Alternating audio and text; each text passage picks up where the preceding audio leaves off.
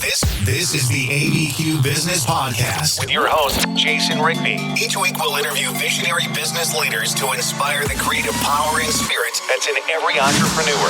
Discussing strengths, weaknesses, strategies, systems, and the problems we can all solve together for a new future for local small business. What is up, guys? I have a returning guest. Super excited about this. I have OMAR Harris. Many of you loved the podcast that we had before. He is a former GM, author, Gallup Strengths Coach, and positive psychology expert. We went through several, I think we spent, Omar, about an hour, last time. So usually I do about a 30, 40-minute podcast. So it was awesome. Yeah. We just kept going, man. We just kept going. It's great to talk to you again, Jason. Yeah, it's good to talk to you. So I want to get into a little bit about, you have a book, Leaderboard, The DNA of High Performance Teams, and you also have another book that's coming out, I believe, in the summer. But we have something that happened in 2020, and now something's going to happen, and you talk about this great rehiring surge in 2021. So let's set the premise of 2020, 2021, and then I want to kind of get into I'm going to tease people with your DEI strategy and plan. All right, perfect. Sounds great. So when you look at 2020 and everything that happened with COVID, and then you look at how companies responded to that, and then you see 2021 coming on the scene, and now, we have this great rehiring surge. What are some of the things that you're seeing companies that are, maybe capitalizing on or missing out on? Yeah, so I think the main thing is that happened between last year and this year was a lot of companies began to lean more heavily into the kind of the social justice space. We call it corporate social justice, and trying to basically demonstrate their allyship with certain movements that are happening in that same space. And now it's an opportunity for me. If you're an employee looking for an employer, you have two real clear litmus tests you can utilize to inform you about whether you want to work for this company or not. The first one is, how do they treat their existing employees during COVID? So we have basically a living record. Every company treated their employees during COVID. Did they furlough? Did they fire? Did they insulate? Did they protect? So you can kind of look at a company through that lens of, okay, if a COVID happens again in the future, what is the company likely to do? Well, recent history will be your best indicator of that. And then the second thing is this company leaning into kind of the space that we care about, which is around, is a company taking a stand for the community and for social justice? And so you can also look at companies in terms of what are they doing in terms of that effort as well. They're leaning into diversity, equity, and inclusion more so than they were before. And what are the proof and evidences of this? Now, the issue is a lot of companies that I've seen are doing a lot of public statements and a lot of public work. So there are a lot of websites and annual reports talking about what they plan to do. But there's and also on LinkedIn right now, the hottest job, the number one job posting on LinkedIn for Fortune 500 companies right now is DEI lead or DEI, someone in the DEI department, DEI expert, right? And so we're seeing a lot of movement to try to check that box from corporations now, but it is being treated pretty much as a check the box exercise. We're not seeing a lot of great work being done in the space. Yeah, and I know millennials, a lot of people don't realize this, but millennials, are 35, 30 to 35. So when you're looking at this young generation that's coming up, and then Gen Z is right behind them, and they say, like climate stability, climate change is number one issue, facing the globe. So my fear, like you talked about, and I want to kind of get into this and be a little hard hitting on this.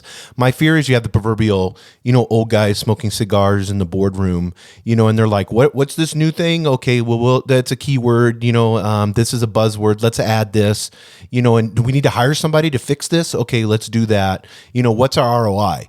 Why is it so important? And I'm not just talking from a marketing brand standpoint, but why is it so important for companies to have a DEI strategy and plan? Well, this is not something for 2021. This is something that should have been, been in place from the very beginning, from the 90s, of course, yes, early 2000s. I mean, there's a litany of reports and evidence of major articles with the Harvard Business Review talking about how companies that are more diverse are more innovative and get more, produce more innovation and more better outcomes. The companies that have inclusion programs and inclusion cultures also are fostering a higher level of productivity and employee engagement. And of course, naturally, equity. When you rebalance the scales, let's say, for example, the woman pay gap and things of this nature, when you rebalance the scales, you're actually helping the gross domestic product of the country because you're putting money back into the system. So these are things that are really no-brainers that should have been done a long time ago, but now due to social pressure, companies are finally beginning to kind of get it, at least from, okay, we need to do something about this. And the way corporations unfortunately think about it is, let me point ahead and then let's see what they come up with, right? But a lot of DEI leads who were hired back in the 2017 from the leading company back in the 16 to 17, they're already cycling to the second or third company right now because they went in, they saw that it was the lip service was not actually there, and they're moving to another company. So unfortunately, this is the same thing I saw when we were going through the big digital transformation era in marketing in the 2010s, which was a lot of digital experts came into companies who wanted to do the digital transformation, found out that companies really didn't want to transform, and then they left and tried to find a home for themselves where they could really do the work that they were hired to do. And this is the same issue that really effective DEI leads are doing right now, is they're trying to find those homes where they can actually do the work they were hired to do. And it's been difficult. Yeah, and I want to get into the benefits of a company doing this because everybody always looks at productivity and ROI and all that. But one of the things, when you look at, like, I'll use example Patagonia. That company, the way that they've built their brand, the way that they display this, it's not just, because Nike can be on and be off sometimes, with this, like they'll have the great, great graphics and they'll do this. And then you look and in the room, it's not diverse at all when it comes to the designers and stuff. Right. But when you look at like Patagonia, what I love about them is they answer the why. And they're hard hitting. I mean, you're going to have to be, and I think this is where companies are afraid, and maybe you could speak to this, Omar, is when you have to be polarizing. Mm-hmm. Well, yeah, you're not going to be able to split the line on this issue. Like, either you are leading into the space of JEDI, so either you're JEDI leaders or you're not, or you believe that correcting injustices and righting inequities and harnessing and capitalizing on diversity and really creating inclusion in workplaces is valuable. Either you got it or you don't. But there's no way to be in the middle on this issue. To basically be you're either leaning into stakeholder capitalism, which is basically the belief that a broader group of stakeholders requires value. So employees, customers, communities, the environment, and shareholders, or you're still in the shareholder capitalism mode, which is basically, okay, at the end of the day, what matters is profits for shareholders. So you have to make a decision about what kind of organization you are, stakeholder capitalistic or shareholder capitalistic, and then your actions will naturally lead you. If you're stakeholder capitalistic, you will naturally arrive at JEDI principles as a way to to add value to your customers, your communities, the environment, and to your employees. Yeah, and I've noticed, I've talked to a lot of C-suite people, and they're like, the diversity has helped. COVID has helped that in the sense of I'm able to hire people in different parts of the country or even different parts of the world, and then they're able to bring that aspect, globally into the company. And, it's changing the way that we're thinking, because this idea that they brought to us is something that is totally different than what, even maybe our culture here in the United States is. So, this remote working has helped. When you look at diversity in particular, what are some of the things that you see, especially with this remote work and the new 2021? What are some of the things you're seeing with companies that are being more diverse? Well, inclusion is important for diversity, the example you just gave. So I can hire all the people from all the different walks of life in the world, but a lot of things, companies try to press people into conformity, right? They try to make everyone conform to the same style, standards, and whatnot. And that's where you begin to get rid of, even if you have hired correctly, you can whitewash your diversity by uniform, by pressing uniform. kind of have to let people be themselves. And so that's why diversity without inclusion is not as powerful as diversity with inclusion. Inclusion says, I want you for who you are. I hired you specifically for the beautiful, wonderful individual that you are. I don't want you to, if you're a round peg, I don't want to put you into a square peg. You know what I'm saying? I want you to be round. I'm hiring you for your roundness. I'm not hiring you to be like everybody else in the company. Now, we all have policies and procedures we have to follow. That's one thing. But in terms of a lot of companies operate like these, I don't know if you watch Star Trek, but the board, like it's a group, exactly. It's a hive mind, a group thing. We have to all work the same way and think the same way and do the same thing. Like, Google with the Googlers and, Facebook with the Facebookers. Like, no, I'm hiring you for the actual diversity you bring, and I want to make the most of that. So I need to sponsor inclusion. So companies who are doing well virtually are the companies who have managers who are fostering not only environments of diversity, not only hiring well, but also creating that opportunity for inclusion when there's a B at the end of it. So a lot of companies now are talking about DEI and B. The B is belonging. So you have a place here who wants you exactly as you are. Don't change a thing for us. Don't change your hair. Don't change how you talk. Don't change what you listen to or what you read. Be your wonderful, wild, beautiful, different self. That's what's going to give us the innovation and the difference we need. Yeah, and I think I think that gives an edge on hiring too. I mean, when you have that, if you actually have that belief system, like I can go on Patagonia's website, and I don't mean to be harping on them, but they seem to do an excellent job with this. But I can go on their website and it's very clear the message. They're making great profit. That company seems to be ran well, and you can clearly see all of these principles played out. Even just displayed on their webpage. Our Lululemon, you go into the store, the mindfulness practices and stuff that they have. You can see these companies playing this out, and you're seeing success off of it. Yeah, but the reason why, and this is something that I want to lean into a little bit heavier, Jason, is that they did the internal work first. So their first reaction was not to put out a public statement. You know what I'm saying? Mm-hmm. Their first reaction was, okay, let's create the environment internally. So let's take care of our employees so that our employees can take care of our customers. So this, I talk a lot about employee experience is a leading indicator of customer experience. A lot of companies jumped to customer experience and they were like, we want to create a great environment or a great product and service for our customers, but they didn't take care of their employees. So the delivery of that promise was weak because employees weren't taken. You're like, listen, you're doing all this for our customers, and we understand we need customers to be in business, but what about us? You're talking about equity and justice and all this for customers, but what about your own employees? So-and-so was promoted yesterday because he's a man, or so-and-so was promoted yesterday because his dad is the owner of the company, right? So these are injustices that happen every day in sort of corporations that are not being addressed. And the more these injustices are not addressed internally, it becomes really, everyone in the company looks at the leadership sideways when they start making these broad public statements about how we're going to support the community and how we're going to do this and do that. I mean, it's easy for a company with a market cap of $30 billion to write a $100 million check. That's not a hard thing to do over 10 years. That's not we appreciate the effort in the community, but it's not a hard thing to do.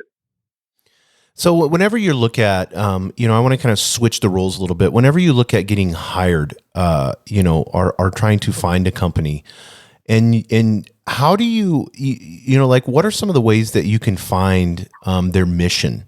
Not just a mission statement or, like you said, something that they put, a press release that they put out there, but that, and you talk about this, the higher purpose or the mission. How do you find that internally? So you're not doing, like you said, well, they really didn't mean it, and then I got to switch and go to another company.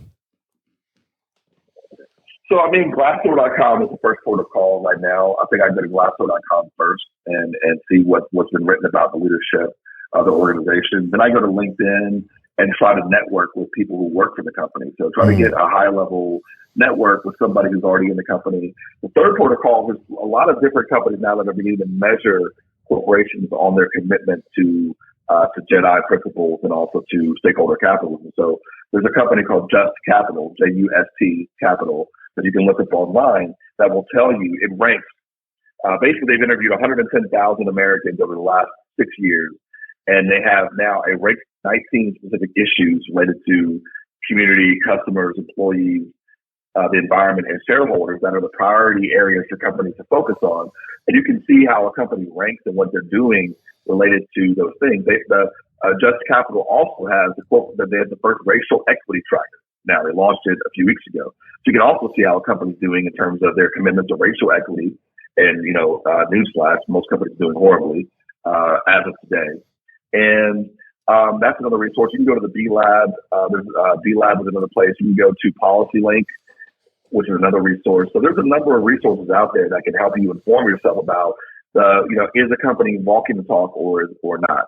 And I would, basically everyone who's listening, I would basically encourage you to broaden don't just Google a company, but look at these specific sites that are designed to give you the information, the inside tracks before you, as you go through the interview process. You have to interview the company as well to make sure that it aligns with your values as well. Yeah, I love that. Interview the company. That's all. So many times we're just so excited when we get that, proposal, and then we're just like, oh wow, this, it's Google or it's Facebook, and they want me to be a part of it, and you haven't even gone through that process. So you've mentioned JEDI several times, and I know you have a new book coming out, this summer on JEDI leadership. What does the word JEDI mean? Is it an abbreviation? It's an abbreviation for justice, or social justice, equity, diversity, and inclusion. And this is a term that's been around for a couple of years. I love it because I'm a Star Wars fan as well. But it's like it conjures an image, right? So when you think about a Jedi, right? What do you think about? A Jedi Knight. You think about Force. You think about positivity. You think about being a force for good in the universe. And so I like it it's like a double entendre for me. But it actually means doing the work in terms of righting injustices, eradicating inequities, sponsoring and maximizing diversity, and really enhancing inclusion. So, and we talked about this in the last podcast, and I kind of want to get into this a little bit, especially when it comes to, looking at this framework of being a JEDI leader, management. So, let's say you're working for, I know GM, General Motors, came out with the statement, and that kind of got like a big hit. And, they were kind of looking at it as just kind of one of those things where it was just like, is this large company just putting this press release out there trying to make everybody feel good? But when you're looking at, maybe you're in one of those companies and you're being a manager, mid-level manager or whatever. And I know you were a leader and was a leader with a lot of these mid-level managers. What are some of the things that they can do, moving sideways, up, down? What are some of the things they can do to change their organization? So I've talked a lot about this, and so the root for, if you're interested in JEDI leadership, and if this kind of, it feels like it inspires you and something you want to aspire to become, well, then the path to JEDI leadership is through servant leadership, which we talked about a lot on our last conversation, Jason, which is you need to lean into servant leadership principles, which means that you need to do the work of orienting yourself towards your people and figuring out what are their problems, what are their obstacles, and how do you get the most out of every individual? So how do you capitalize on the diversity of your team? I can have, a team of 10 Black women, and they're still going to be diverse. Right. Because everybody has different experience, different talents, different strengths. So it's not about how they look. It's about making sure I am extracting the different. I'm looking for difference. I'm understanding difference. I'm learning how to harmonize difference. I mean, it's like having 10 different instruments in an orchestra. Okay, how can I harmonize that sound and put it together, right? So make it the best possible sound possible. That's the job of an effective manager. So focus on leaning in to the difference of your people, hiring better, onboarding well, building that trust, and really serving and supporting your people. Because that's the beginning of you understanding the power of servant leadership. And as you move up with the organization, naturally you begin tackling bigger and bigger issues, one of which will become servant leadership. And I talk JEDI leadership, and I talk about it in my new book. As you begin to lean into people's experiences, especially those who've been in your company for a while, you will begin to hear about injustices. You will begin to hear about inequities. And then it's your job as a manager to begin to pass us up the line. Guys, we have to fix these problems. So you're the first port of call, because if you're a middle manager, you're hearing about it first. And you can't ignore these things. It's not just, I'm going to ignore that and put that in the wind. No, these are the things that must be addressed for your employees. So prioritize those things you're hearing. Any injustices, any inequities, If you have female employees or employees who come from disenfranchised backgrounds, ask them how they feel about the pay in the organization. They feel it's equitable. Do they even know? Do they even know if it's inequitable or not? And tackle that issue. Tackle it for them. So if every manager just started looking at, like, for example, pay equity, if every manager started looking at policies related to promotions, reward and recognition, who gets hired and who doesn't get hired, it starts questioning these policies and procedures. That's when you begin to go from servant leadership to JEDI leadership. No, I love that. And you mentioned something that's so important, and everybody always wants to, have that ability to be able to say, hey, we're going to knock down the walls. We're we need to talk to the CEO and we need to implement these programs. But as a mid-level manager, you almost have a company within a company. So it's your responsibility, 100% responsible to take care of your people, treat them the way that, and then from that, it's servant leadership all over again. But, and then from that level of leadership, you're going to have influence that's automatically and organically go throughout the organization. Definitely. And people, what you're going to see is that people are going to, their level of engagement and productivity is going to go through the roof because they have a leader, a manager who's fighting for them.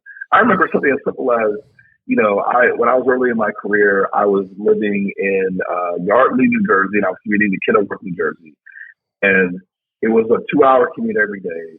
And the policy of the company stated that, they could not relocate me. They wouldn't pay for a relocation to be closer to work.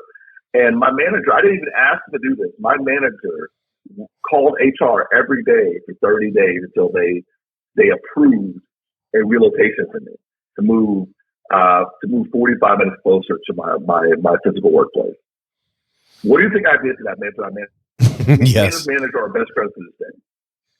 And it's as simple as the inequity of why, other people like, listen, he's seeing people being relocated every day, so why can't this person be relocated? And it wasn't about me being a black man. It was just, I see inequity in the procedures. I see people being moved around the country every day. Clearly, there's an imbalance here. So if other managers can get it done, I can get it done. And he fought for me. He went to bat for me. And it changed my life. Literally, I got an hour and 45 minutes back of my life every day, which made me a lot more productive and a lot more engaged, in addition to being very loyal to this individual who fought for me. Yeah, that's amazing. I mean, that's just servant leadership at play right there. I mean, more than anything. So whenever you look at, in particular, let's go with the C-suite side of what are some of the things that to create this and make it genuine, not just have lip service. And I know everyone's, like you said, LinkedIn, everybody's looking at, DEI jobs and all that. But what are some of the things from that top level? I have a lot of small business owners that may have 40 to 100 to 200 employees. What are some of the actions that they can take now to be, able to kind of reframe this ability? Because I think a lot of times, a lot of people have good intentions, but it's just been on the back burner, like you said, since the 2000s when it was first brought out. So I introduced a framework in the book called the 6 A's. This is the 6 A's of activation and advocacy for JEDI work. And this is basically personal work. It's teamwork, it's division work, it's function work, and it's company-wide work, right? So it works on all 5 of those levels.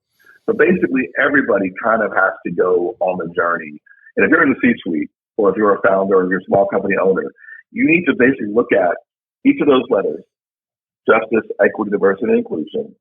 And you need to assume that there are injustices. So your positioning is that it's not that I'm trying to say that there's not anything. I'm trying to look for these problems. So you're going to say, listen, I'm going to do a thought experiment and say, let me just assume that these things exist, right?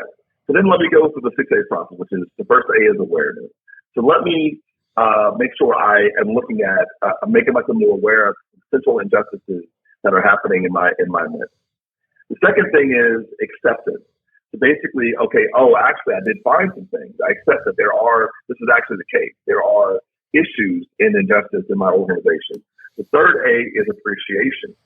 So I have a much better understanding now of what these things actually are and some of the root causes in my own organization. The fourth A is alignment. Okay, so now we're beginning to understand exactly what's causing this and what we need to do to address it. The fifth A is in activation. So now we have projects, plans, programs, and people who are responsible with milestones to attack these problems. And lastly, advocacy. So once we solve something, I become an advocate. So now I can help others solve the same types of problems. So that's individual, but it can also be in a team, a work team, could be within a function, it could be within a division, it could be at a corporate level. So if I'm a CEO right now, I start with me as a CEO. That's so good. Yes. I have the ability to let me pick. If I'm not ready to do a corporate-wide mandate, let me build advocates. So any change effort within a company needs change agents. So let me pick, let's say, HR, and let's do this work in HR first. Let's pick HR as a function. Let's go through the 6 A's of HR. And then once we get to the advocacy stage, let's have HR influence marketing. And let's have marketing influence finance. And finance influence supply chain. Supply chain influence manufacturing. And you can do it just like that. And before you know it, your whole company has addressed JEDI issues. And remember, it's constant work. It doesn't go away. Once you get to do this all the time, you have to check back into this every 18 months to make sure that the work is working and that the new policies and operating procedures you have created are actually fostering the environment that you want and that you're getting that feedback back from your organization. And it's continuous, constant work. It will change as employees change. It will change as society changes. It will change as expectations change. Yeah, I love that. And, there's something that what I find when I talk to, I was talking to a CEO a month ago about this, and his fear was, how do I have the hard conversations? My heart is good, but I don't know how to have these conversations. And then, am I sticking my neck out on the line? When I see these injustices, how do I approach them properly? It's this whole, and as well as this, I mean, you were in a large pharmaceutical company, but it's this whole, who's everybody's afraid that, the chicken's going to get their head cut off. You know what I mean? So, and I know servant leadership isn't answer this, but, how do you as a leader gain that courage to address the injustice and to make that change? And I think so many leaders are concerned about having the answer. And right now, it's not about having the answer. It's about asking the right question. Oh, yeah, that's so like good. I said before, if you just went around the organization and asked the question, what are injustices that are happening here that we can do something about? Just ask the question. Leadership sometimes is leading with questions, right? Yes. So then people will go look for them and they'll bring them to you. Then you can address them. You don't have to be the one in the meeting room or the town hall who is like Ibram X. Kendi, the expert on anti-racism. No, we don't expect that. No one expects that. We do expect that you have the courage to ask questions that impact business results. And it's no different than you asking questions about a product failure or a compliance issue that you're going through. You approach it the exact same way. And CEOs aren't experts on compliance. They're not experts on product manufacturing quality and all these things, but they know how to ask the questions because they understand that there's implications for the business. It's no different than that. It's the same work. Yeah, that's so good because, I'm afraid that this has become the 2021 thing. And everybody's going to come out like, human resources, just dish it off to them. And then you guys come up with this strategy and plan. And then, okay, our company's good. Are we good? Okay. Are we going to get lawsuits? No. Okay. That's fine.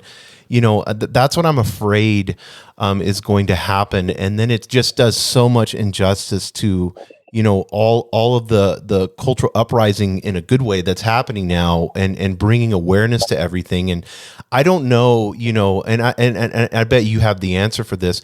How can you take this, because I want to make sure I say this right, but it seems like, so there's so much polarization, especially here in the United States, and then it creates this, chaos and people are picking sides and everything else.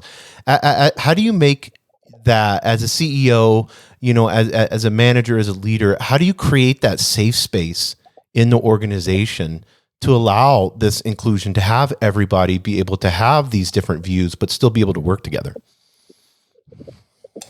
Well, I think that's why I focus on, in the book, I focus specifically on business leadership, because at the end of the day, we're making widgets, right? We're not talking politics. We're not talking about, your right wing or left wing or right and left. It's not about that. It's about the widgets. We want to make more widgets, and we want to sell them to as many people as possible. That's why we all work here, right? That's where business already has a unifying premise behind it, which is we got to sell widgets. So because we have to sell widgets, we have to have these conversations on how we can best sell widgets. And part of selling widgets is making sure that everybody has a voice in how we sell widgets, and making sure that we have a diversity of thought and experience and strengths and talents around the table, so we can sell widgets better than our competitors, and that we treat our employees who make the widgets better than anybody else, so we have great equity. And when we see injustices, we treat them the same way we would treat compliance violations, which is we take care of it. We eliminate it from the organization. So it's the same thing as compliance in terms of that. Injustice is no more than, okay, it's like a compliance violation. Treat it the exact same way. And this is going to help us sell more widgets. So it's basically CEOs and leaders only need to say, listen, we need to unify behind the purpose of the organization. That's why we're all here anyway. So we're all here for this purpose. Then let's walk the talk of the purpose. And let's only talk about this. We don't have to talk about everything else. We don't need to talk about politics. We don't need to talk about, we should be able to. We should not have any problems with having these conversations. But the point at the end of the day is we're trying to sell this stuff. I think that just makes it, a lot more simpler, and simpler. I love that you said just, go around the organization, ask questions. That is so brilliant. One of the other things that you talk about, and I think this, I didn't, I know the book is not releasing, so I'll have to have you after the book releases, and I'll read the whole book and do like we did before, and have you back on, maybe at the closer to the end of summer. But whenever you look at, and you talk about this when hiring diverse teams, that mirror the customer base, and how many leaders don't even think about that? And I began to, I had gotten an email from your assistant and was beginning to go over this. And I kept thinking about this all week. It's like, why, like tech companies, I just interviewed a lady. She wrote a book on, women in tech. And then, the issues that you have there, where the whole room, is just, guys that all went to Stanford, Harvard, and Yale and Wharton, So what is this? How do you hire diverse teams that, and then can you get specifically in that mirror the customer base? Yeah, so you have to understand. So I talk about this in the book, and the best example I have for this is I don't know if you're aware of the situation that happened and this is maybe something that's only in the kind of a Black community, but many years ago, maybe like 15 years ago. So J.E.D.I, the rapper J.E.D.I, was big time. He used to promote Cristal on all his rap records. So we'd always talk about Cristal. Cristal was the luxury champagne brand of the culture, right? The hip hop culture. And then the CEO of Cristal came out and said, "Hey, I didn't know that so many African American and young Black people are drinking my premium champagne. Maybe they should choose another brand because they're ruining them. So they're ruining my brand." Essentially. Now, Cristal has gotten years of free publicity, probably 20-30% boost in sales from a community that they weren't actually considering when they built the brand. Now, a smart CEO would have said, "I need to hire some of these people so I can expand this into this community. This is an opportunity for us to gain sales." Presenting that community. We don't understand this community. We don't understand hip hop culture. We don't know why they're drinking our champagne like this, but they're buying it.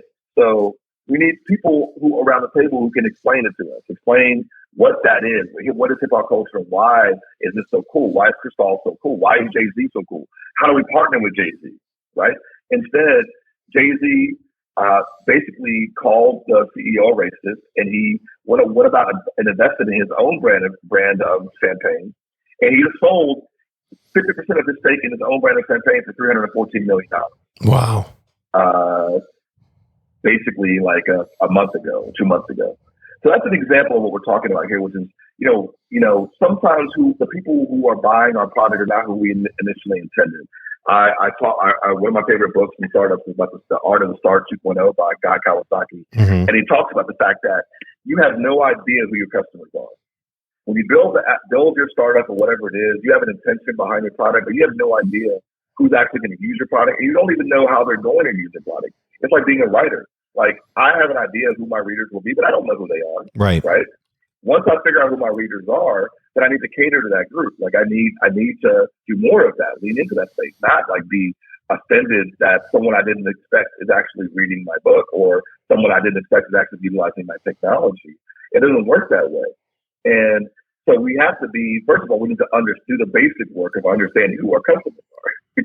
Once we understand who our customers are, we need to make sure that we have those types of people represented. So, for example, if my intention is to build a global brand, I better have global people on my leadership team, right? Just as a basic premise, Jason. If my intention is to build a global, and Coca-Cola and McDonald's, they should have the most diverse board of directors and the most diverse leadership teams in the world because these are global companies, right? But they're not. Their leadership teams are not diverse. They're not global. But you need Indians, you need Asians, you need Europeans, you need Latin Americans, you need everybody who drinks Coke represented around that table. You need everybody. McDonald's is in every single country. Why is their leadership team, the global leadership team, not reflective of a global organization? Because if they had those people, then they would immediately have insight into what makes this product tick in this particular market, in this context, in this cultural context. And that would make them better.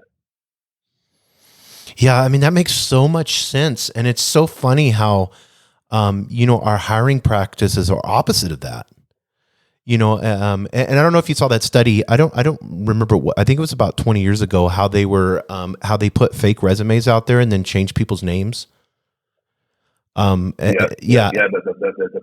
The racial bias study, yeah, exactly. And so they made people more qualified, but then had their name, whether it was like Shaniqua or whatever, they'd have different names on there, and people were just exactly, and people would just bypass. They had them from Harvard and everything else, and people would just bypass it because of the name, or you have the issue. I think it was Nissan and Toyota. Got busted for targeting black communities with credit, because they knew they could make more rate points and finance and stuff like that off of them. So, it's like when you have all this. Go ahead. No, please go ahead. No, but I mean, when you have all this injustice that's happening around, you, and you have these companies, and hopefully this is a wake up call, especially here in the United States, like, hey, we're in 2021. We've been fighting this, since, really when it came into the scene was the 1960s. So, come on. How many years are we going to deal with these issues that are there? And then now to even be competitive, you have to have most companies are global because of the internet. So not having, like you said, like, KFC in China, they're number one, so why is KFC's board, mostly white? Yeah, but it doesn't make any sense, Jason. And I blame, on this point specifically, I blame shareholders. I blame investors because companies follow the money, and the investors have more power than anyone else in the situation to change the situation. If you take your money out of companies that don't represent what they're selling, so basically, if I was as an investor, right, who understands that diversity equals better innovation. The more diverse companies are more innovative, and companies with inclusion cultures have more engagement, which is good for my stock price. And companies that who adjust the equity pay gap are actually more likely to be more successful in terms of their overall performance. And companies that address injustice is the same way. I look at companies who address incompliance. So basically, they're minimizing their risk of bad things happening in the future. So if I put my money in a company that represents these positive things, the likelihood is that I'm going to have, if I'm an institutional investor, if I'm a shareholder who wants to hold for the long term with a Warren Buffett strategy, I need to see the company be aligned with these things. And any company that is not on the side of JEDI principles, I need to take my money out of those companies. And then they'll listen. Then the companies will begin to adhere. We see the same thing happening with environmental, social, and governance policies, where companies like BlackRock and Larry Fink and all these guys are like, if you don't have a robust strategy by 2022 to deal with environmental concerns, we are going to blacklist you on the exchange. That's the same thing that needs to happen around JEDI principles. And Just Capital is beginning to do that with their racial equity tracker, which is why they put it out there. You can look and see how poorly companies are doing on that space. And then as an investor, you can decide, do I want to put my money in that company or not? But I think it's being a little bit more savvy than just saying, okay, this stock is a company, Amazon is a whole stock for 20 years. No, it's not just because of the products and services, because Amazon could be a sales stock in about 2 years if they have a CEO who doesn't lean into JEDI principles. Yeah, I love that. And something that they have some kind of scandal related to these issues. Yeah, something that people don't even realize. Like, I don't know if you heard about the situation in New York with the artificial intelligence and machine learning with cameras.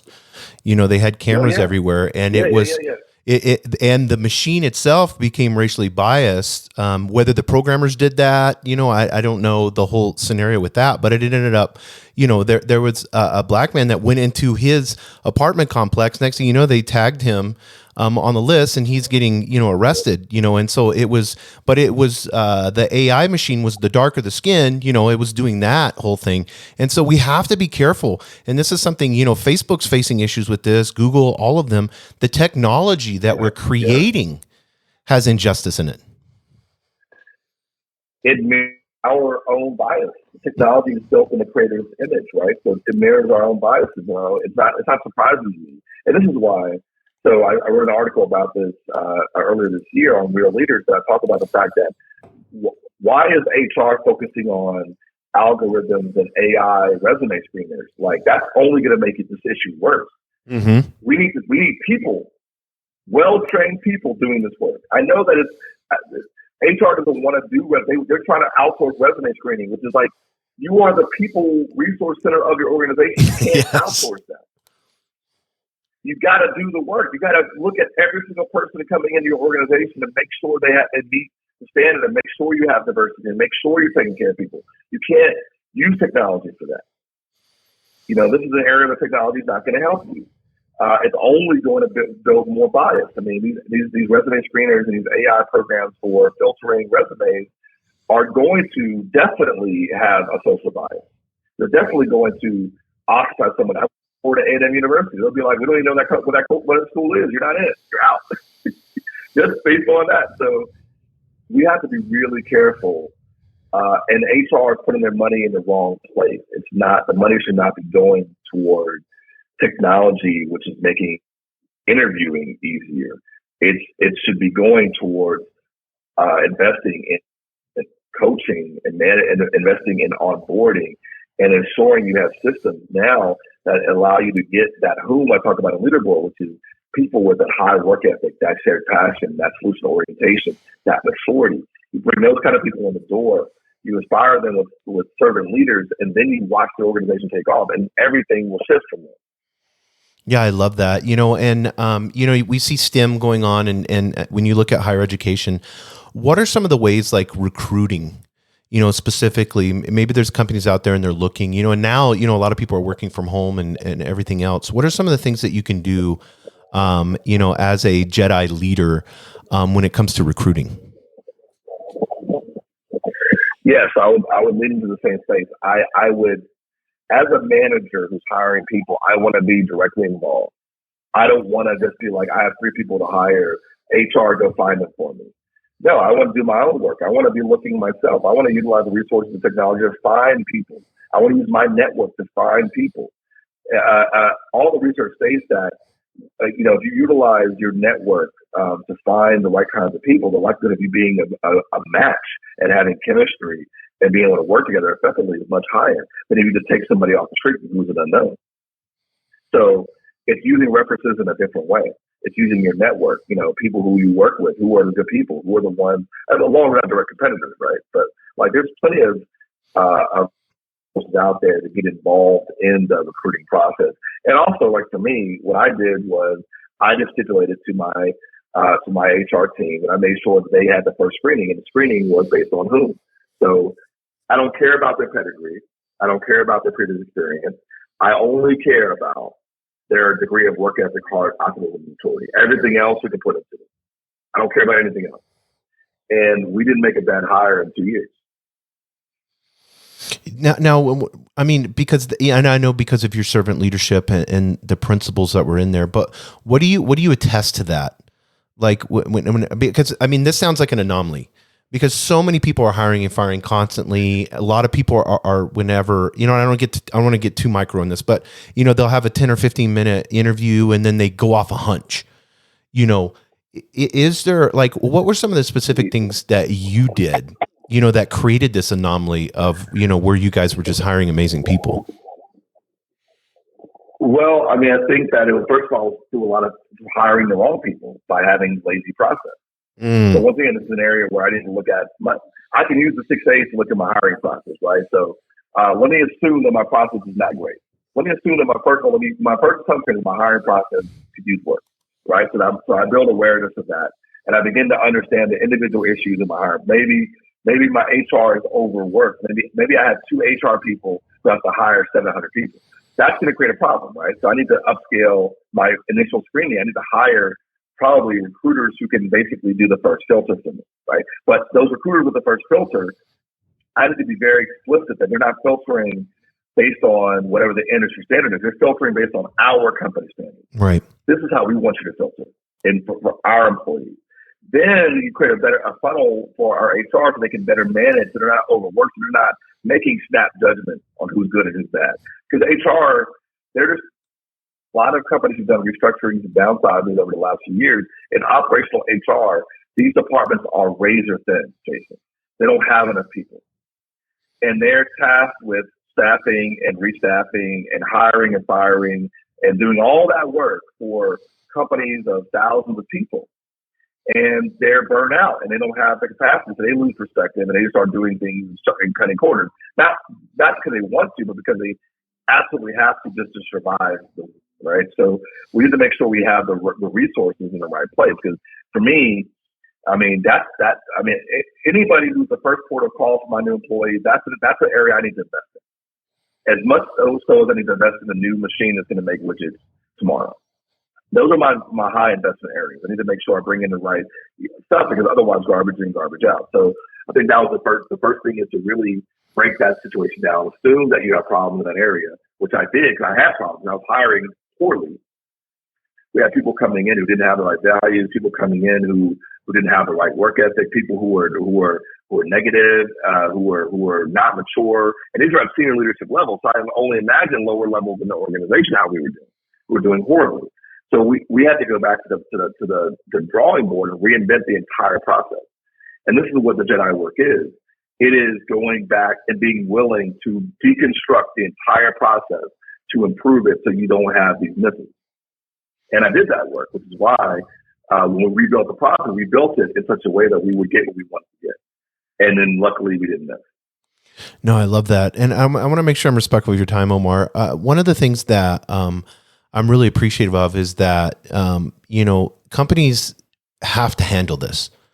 This is not an option.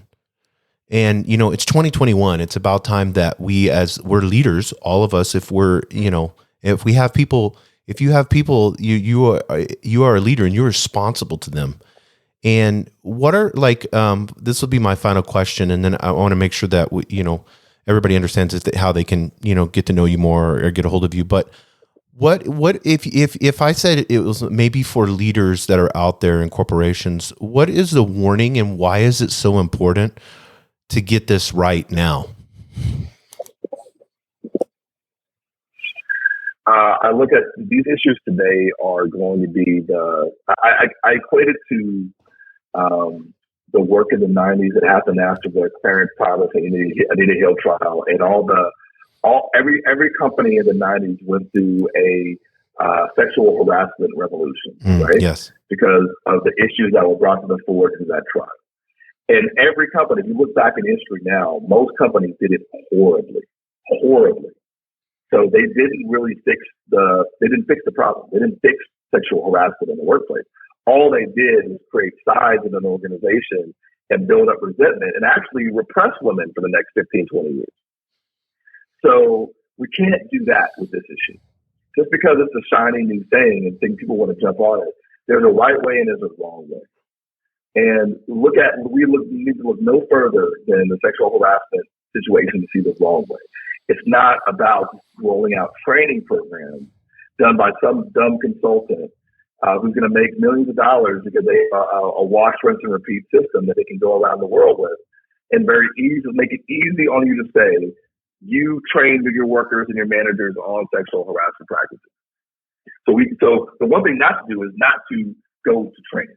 This is not a training issue. This is not, like I said before, this is not a kumbaya issue. Right? We just sit down and have fireside chats and lean into and let me talk to me about your racial history, Omar. No, that's not what's going to solve these particular issues.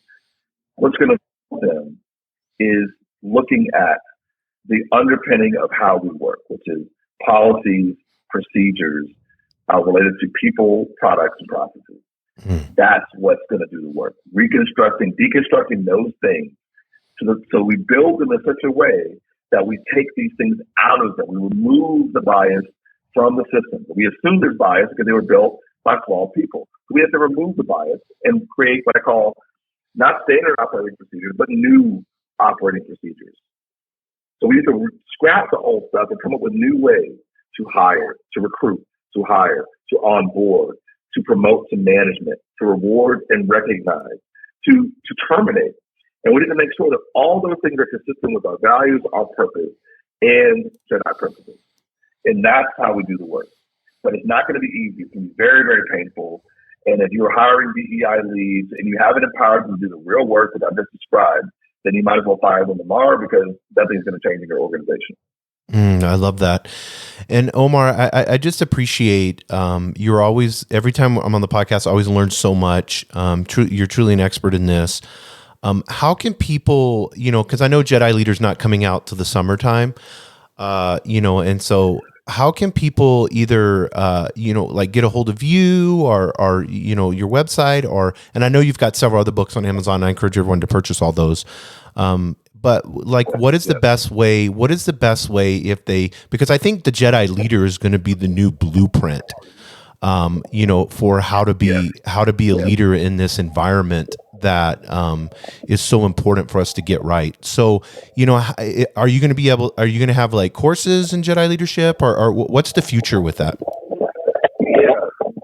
Yeah. So basically, I got to put my money where my mouth is too on this. So first of all, I have if you're really curious about this and you want to make steps, first of all, I definitely recommend you go get the book, The Servant Leader's Manifesto, because that will set you up for the JEDI Leadership book coming, not in the summer, coming June, coming my birthday, June 25th. Oh, that's awesome. It will be out, Jason. So June 25th. The book is going to be hopefully on Amazon and available, and the pre-orders will start at the end of this month. You can look for that. But my website is the best place to find me, www.omarlharris.com.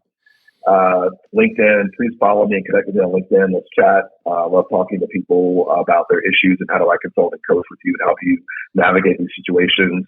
But so I have my own consulting firm, Think Consulting, and we're leading very particularly in the space of employee experience through the lens of JEDI and managerial effectiveness through the lens of JEDI. And one of the things that I realized as I was writing the book was that so for justice I treat like compliance. So basically justice is really about making you treat it the same way you do any risk management quality assurance system. Treat it the same way. Diversity, equity, just fix it. Figure out what the inequities are and just, right the ship in the other way. Diversity really began to lean into difference. And so there are well-established principles and things that you can lean into for the J, the E, the D. But for the I, for the inclusion, it's very difficult for companies to do that and for DEI leads to prove inclusion, right? How do you prove that you're including people? How do you prove that they feel included? How do you prove that they feel belonging other than surveying them to death? And that's something that companies have been doing for the last 5 years, and it's not giving us the right outcome. So I'm launching a technology, an application called Tempo, TYMPO.io, also in time for the book. And this application is really around enhancing inclusion during these town hall moments, these moments where you want to be in front of the entire company and you want to discuss and talk about what's going on in the business, performance, strategies, tactics, give reward recognition. And this application is a two-way communications application, which is with a twist, which is it will be the only application in the world that also gives you anonymous demographic data if people choose to fill out a short demographic survey prior to the event.